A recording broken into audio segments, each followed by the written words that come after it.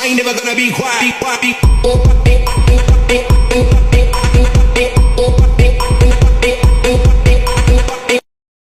Bismillahirrahmanirrahim. Assalamualaikum warahmatullahi wabarakatuh. Alhamdulillahilladzi asra bi 'abdihi lailan masjidil haram ila masjidil aqsa alladzi baraknahu liyuriyahu min ayatina innahu huwas samiul basir. Asyhadu an la ilaha illallah wa asyhadu anna Muhammadar Rasulullah. Allahumma shalli ala sayyidina Muhammad wa ala alihi wa sahbihi ajma'in. Amma ba'd. Yang terhormat pimpinan besar Pondok Pesantren Nahdlatul Tulab yakni Kiai Muhammad bin Muafi beserta keluarga besar alladzina sami'nahu wa ata'nahu. Yang terhormat para asatidz, yang terhormat Dewan Guru SMA Nahdlatul Tulab, yang terhormat selaku guru pengajar Selamat Haryono SPD yang kami hormati dan takdimi, yang terhormat siswa-siswi SMA Nahdlatul Tulab yang saya cinta dan banggakan. Saya berdirinya di sini akan berpidato tentang peringatan Isra wal Mi'raj. Pertama-tama, marilah kita bersyukur dengan mengucapkan alhamdulillah atas segala nikmat yang telah Allah berikan, sehingga kita bisa berdiri, bisa duduk serta tersenyum gembira memperingati Isra wal Mi'raj Nabi Muhammad SAW. Selawat dan salam mari kita hadiahkan kepada Nabi akhir zaman, Nabi dengan mukjizat Al-Quran, Nabi yang Allah perjalankan melalui peristiwa Isra wal Mi'raj, Nabi Muhammad SAW. Mudah-mudahan seiring dengan seringnya berselawat, kita semua bisa mendapatkan pertolongan beliau di akhir nanti.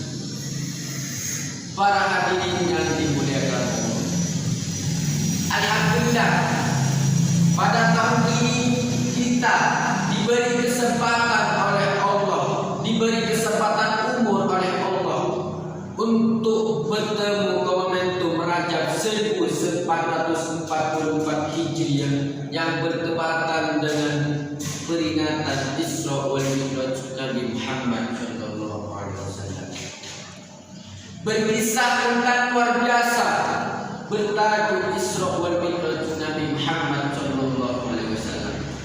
Maka kita akan teringat kembali pentingnya ibadah sholat.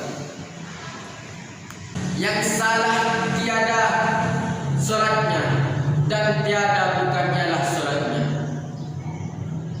Yang belum benar, yang sholatnya belum dengan hati, dan yang sholatnya belum benar-benar menghadapi jasmani dan rohani untuk menghadap Allah Subhanahu wa Ta'ala.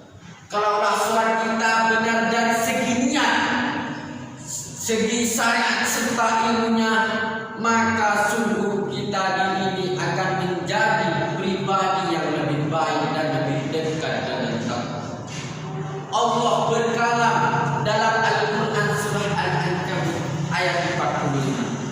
Inna sholata tanha 'anil fahsya'i wal munkar wa dzikrullahi akbar wallahu ya'lamu ma tasna'un. Artinya, sesungguhnya sholat itu mencegah dari perbuatan-perbuatan keji dan mungkar, dan sesungguhnya mengingat Allah adalah sholat yang lebih besar keutamaannya dari ibadah-ibadah yang lain. Para hadirin yang berbahagia, pada momentum Isra Mi'raj 1444 Hijriah tahun 2023 ini, marilah kita sama-sama berupaya untuk memperbaiki sholatnya, memperbaiki sholat hanya bacaan dan gerakan, tapi juga menyempurnakan niat khusyuk serta menyempurnakan sholat sebagai kebutuhan dalam hidup. Karena dunia ini hanyalah persinggahan, maka sudah